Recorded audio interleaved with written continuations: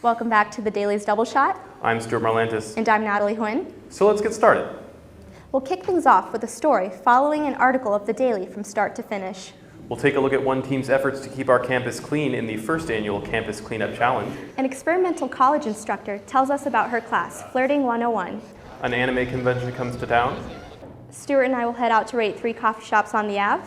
We'll investigate what some call a hidden gem in dining on campus, Rick's Café. All coming up on today's Double Shot.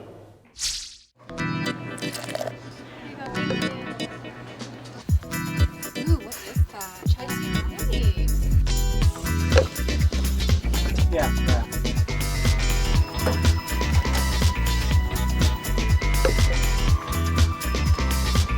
I'll see you there. Okay.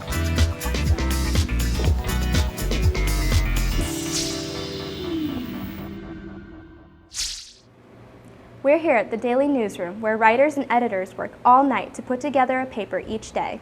A paper containing dozens of articles, so how did they get it done? We'll see when we follow an article from start to finish. Inside the communications building, there is a room. Inside that room lives the Daily, the student newspaper. The Daily cranks out a paper 5 days a week for the entire school year. But just how does a story go from being an idea to being on the printing press? We followed one to find out. We start with a meeting where stories are pitched to Lexi Krell, the overseer of the paper, and Katie Burke, the news editor who works with reporters and finalizes their stories before they go to print. I was also wondering if you wanted me to cover the shortage of... Hayat Nouramine, a diversity reporter, was tasked with taking on a story about the low application rates for ASUW Diversity Commission Director positions. We decided to follow her on her story. At the same time, Christian Randall, a photographer, was tasked with taking pictures that are relevant to the story. We met up with Christian at Condon Hall, where he brought us on a short shoot. I'm going to talk to Sarah Clemens. She organizes the commission directors. And the article that we're doing is about how there's a shortage of applications for these positions.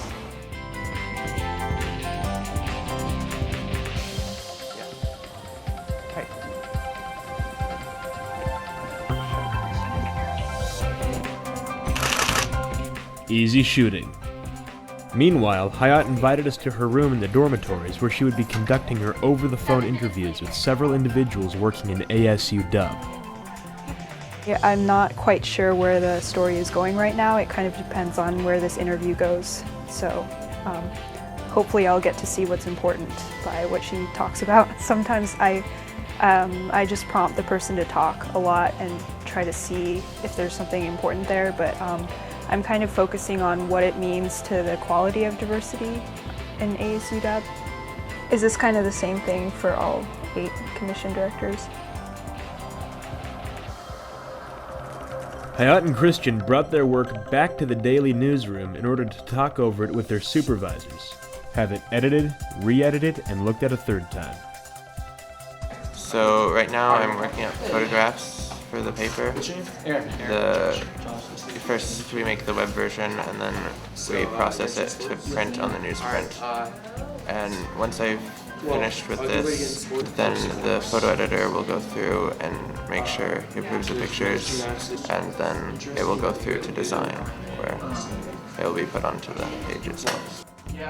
Luke Springer, the photo editor, sorts through Christian's photos and selects the one most fitting for the story. Luke also has the task of training his photographers and assigning them to shoots. At the same time, across the room, Hayat reviews what she has written with Katie, the news editor. But then you never give the context or the required information saying how they're going about doing that. When they come in, I typically sit down with them and we edit their articles, and usually we go for articles that interest people but also affect people the most. And after that, I send it off and the rest of the newsroom takes care of it. Hayat's article goes through several levels of editing before it's ready to go to a placement meeting. At placement, Lexi Krell, the editor-in-chief, reviews the good and bad of that day's paper with the editors. Then the stories, including Hayat's, are assigned to a part of the paper. Finally, Hayat's article and Christian's photograph are passed on to Lauren Bescher, a designer who will consolidate the layout of the story. As a designer, I'm the last person in the process, and so once the story goes through the editors and in copy and everything, comes to me, and then I am the last person, so I put everything on the page. The paper is then sent out to Pacific Publishing, a printing press in South Seattle, and distributed to students the next morning. So the next time you pick up a paper, remember what it takes to have this component of our student voice. Hey, don't litter. But we missed our cue! Yeah, but students just spent a whole day cleaning up our campus. They did? Yes. Last Thursday was the first annual Campus Cleanup Challenge. Let's see how they did. Last Thursday, April 21st, UW students helped out with the first annual Campus Cleanup Challenge in honor of Earth Day. The challenge was hosted by Dasani Water and Honest Tea. Students broke up into teams, competing to collect the most amount of trash and to win a tree planted in their honor. We followed one team, self-titled the AKAs, all across campus to see just how much trash they were able to pick up in 1 hour. And at first I started by volunteering, but then I wanted to get involved because it seemed like a fun activity and it's really nice outside, so I just thought I'd be able to enjoy the sun while helping out.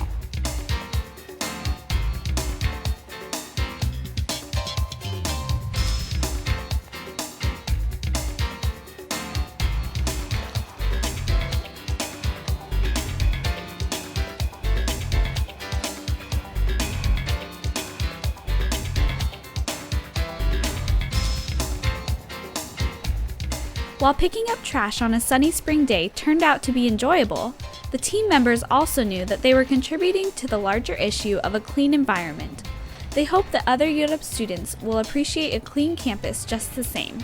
Our campus is what a lot of us students like, and it's our effort to keep it clean, and the cleaner it is, the nicer it looks. At the end of the competition, teams weighed in their trash to see how much they collected. Team AKA only competed for one of the 2 allotted hours, but still managed to gather a surprising amount of trash. We ended up picking up 12.5 pounds of garbage around campus. It was actually really fun, and the weather made it even better. I will definitely do it next year.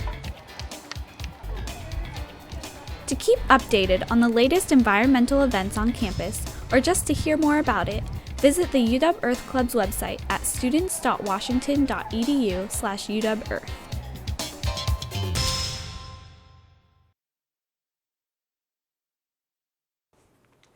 Hey, Evelyn. What's up? I lost my phone number. Can I borrow yours?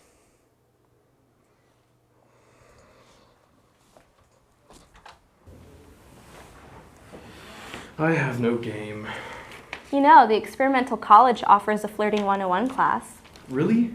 Wow, you're the best. If I could rearrange the alphabet, I'd put you and I together. Yeah, let's not take this too far.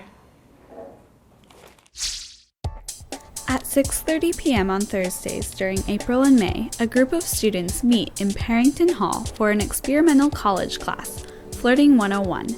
The ASUW Experimental College is a student-run alternate education program offering non-credit classes to the UW and Seattle community. Kate Stewart, Flirting 101 instructor, goes into more detail about her class. Flirting 101 is really focusing on the very basic tools to help people flirt. So it is making eye contact, standing up straight, and how to feel confident, and how to not be nervous when it comes to flirting with people that someone hasn't flirted with, and to get people comfortable in the kind of repeated action of going up and talking to people to improve their chances. When it started, it was mostly just college-age students and primarily men, so probably about 3 times as many men as women, which is kind of an interesting fact. But now I'm getting a broader range of people, so there are some younger people as well as people up into their 60s taking it, which is really cool to see that range, but it makes it a little bit trickier for setting people up for practice. And from the last class, there were 2 different sets of people that started dating, and so that was really cool. And it's really fun to see, and even if it doesn't go anywhere, it's so, it really lights me up inside when I think about it. Like my inner matchmakers gets very excited.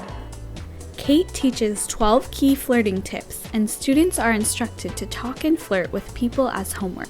During class, they share their experiences from the past week and are given advice on how to improve and better interact. Flirting 101 is designed to promote confidence and openness for students, as well as help them communicate not just in dating, but in their social lives in general. As a teacher, I really love kind of helping people grow, and that's kind of why I'm a therapist as well, is I like to see people be happy. I mean, it's pretty simple. So I love seeing people succeed, seeing people grow, and the students, I hope, and what I've heard from them is that they achieve more confidence and they feel more comfortable just talking to people, and then also to give them the tools they need to interact with other people, and sometimes that's on a friendship basis, sometimes it's on a dating basis, and to help people feel more confident when they're interacting with people they want to, go out on dates with. So it's kind of like there's this smaller picture of helping people just flirt, and then there's the bigger picture of helping people communicate and feel more comfortable in just interacting with other people, making friends, things like that. Aside from Flirting 101 and 201, the Experimental College offers a wide variety of interesting classes. Beginning trapeze, chess, creative dance, healthy eating, and introduction to blogging are just a few of the classes commencing this quarter. They are meant to be for everybody to take. It's not paid through tuition, you have to pay kind of separately out of pocket, but the UW students do get a discount on the classes versus what a non-student would pay. There's really something for everybody. Even, you think about some subject that would never get a class taught, and you'll find it being taught at the Experimental College, so that's what I love about it here. To take a class at the ASU Experimental College, pick up a course catalog at any daily newsstand or visit online at www.exco.org. One of the dating suggestions is to not go on an awkward dinner date, but to go to a fun event. Like Sakura Con? What's that? Only the largest anime convention on the West Coast. Let's check it out. Here in Seattle, thousands of individuals gather at Sakura Con, a convention presented by the Asia Northwest Cultural Education Association to show their support and interest for Japanese anime. I see it as a place where people who have the same interests that are not usually normal can come together and talk about these cool things and learn more. Sakuracon started in 1998 as a small 3-day event in Tukwila, Washington, and now takes place at the Convention Center in downtown Seattle with over 18,000 attendees. It is the oldest and the biggest anime convention in the Pacific Northwest and attracts a variety of different people. It offers dances, karaoke, anime theater rooms, different panels, and lots of great guests to keep you entertained.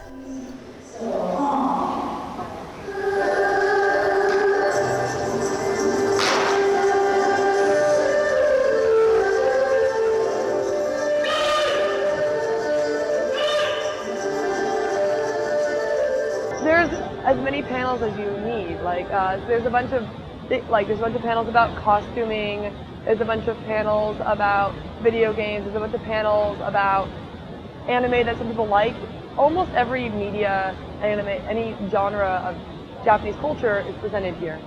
Guests attend the convention in a variety of different costumes from anime, movies, or video games. I've seen Spider-Man and Deathpool. I think it's just dress up as you would like to. I don't think anyone's going to punch you in the face for liking a different character. Take a look at all the different costumes that can be seen at the convention.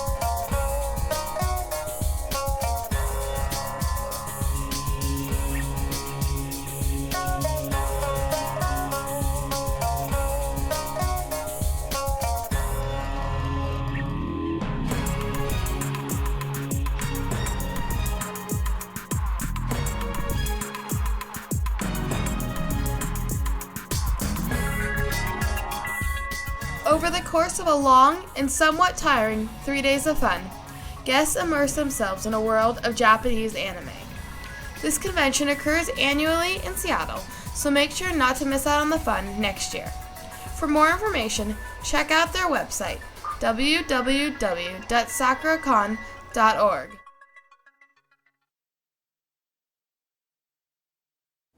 We should take a break from editing and go get some coffee. Good idea, but only on one condition. What's that? I want to find out what the best coffee on the Ave is, so we'll visit Café Allegro, Sure Shot, and Starbucks to see which one's the best. Sounds good to me. All right. Let's go.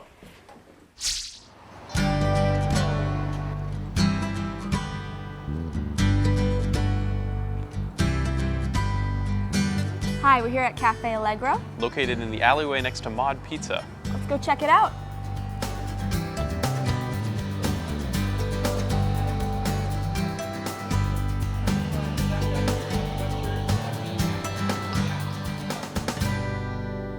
Isn't this where they hosted the poetry slam? I think so. It's a great place. I love the atmosphere. I can see why. Didn't you see all the currency on the walls and the posters? I really like what the brick added to it. It made it feel really warm and inviting. The foam on the top is really well done. It is really Very well artistic. done.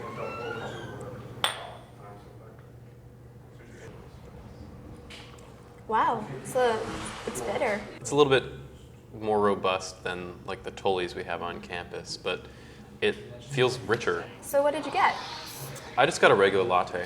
Yeah, me too, except I got soy. So what do you think about the price?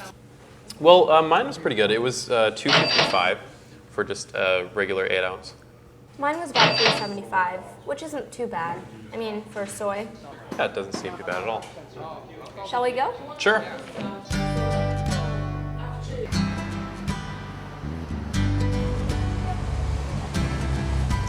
We're at Sure Shot. Located at 45th and University Way. Let's go inside.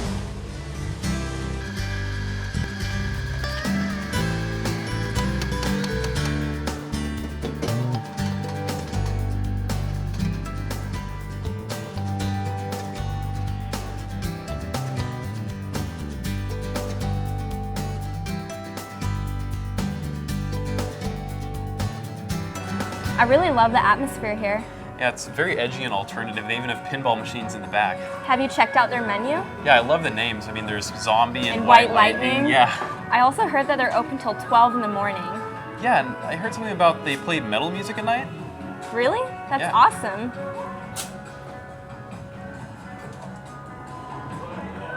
Since we got the same thing as last time, what do you think of your coffee? Well, it's a bit more mellow. It's not as in your face as before. Yeah, I can agree. It's not too strong, it's not bland. It has a really nice balance. Yeah, definitely. Anyways, want to go play some pinball? Sure. So what do you think of the price? It was really good.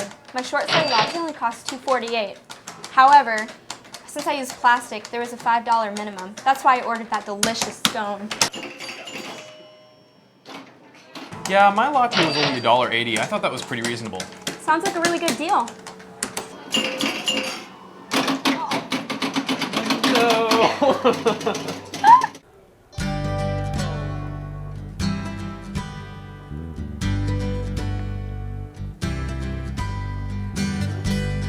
So what do you think of the Starbucks coffee? It's really sweet and mild. Yeah, and the price isn't too bad. It's between Allegro and Sure Shot. Starbucks has a variety of drinks and pastries. And the decor is a little bit different than the other coffee shops we visited. There's lots of clean lines and TVs. You got our drinks pretty quickly, and they're pretty efficient. Yeah, the customer service was very good overall. So which one was your favorite? I'd say Sure Shot. Me too. They definitely had the best prices. Yeah, and the coffee was very balanced, and the atmosphere was quite unique and fun. It's pretty awesome. Well, I guess we've determined that Sure Shot is the hidden gem on the Ave for espresso. You're absolutely right. You know what else is a hidden gem? No, what's that? We have an ice cream shop on campus. We do? Tell me more. Let's watch this story about Rick's Café and see what it's about.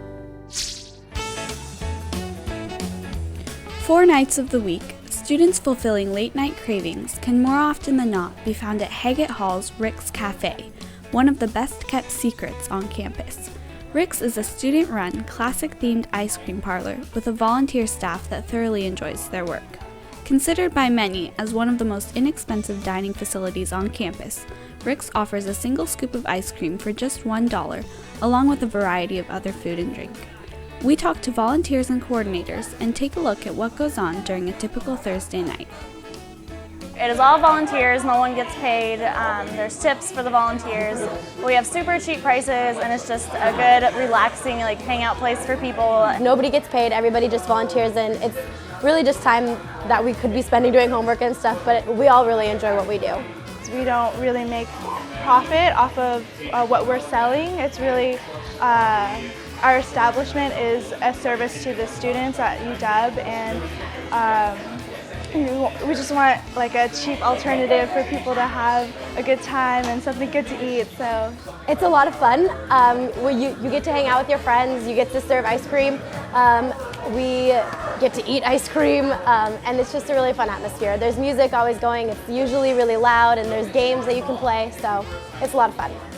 I think it's just really a good way to get to know your community, and I've got to know a lot of volunteers through it, and it's just a really fun place to go, and so I just really like the people I get to work with. I enjoy it here just because everybody just enjoys everyone else's company. So. Rick's Café serves not only an array of different ice cream flavors, but also milkshakes, cookies, and espresso drinks.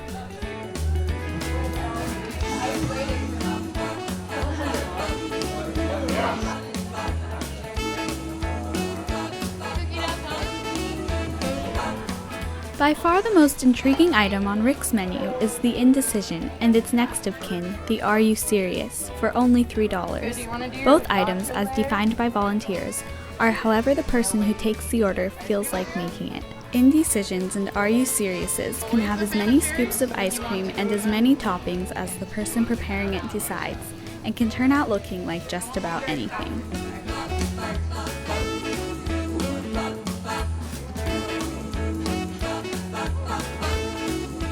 Mainly North Campus Residence Hall students are attracted, along with many regulars, but the ice cream shop also sees students from the Greek community, alumni, and even professors.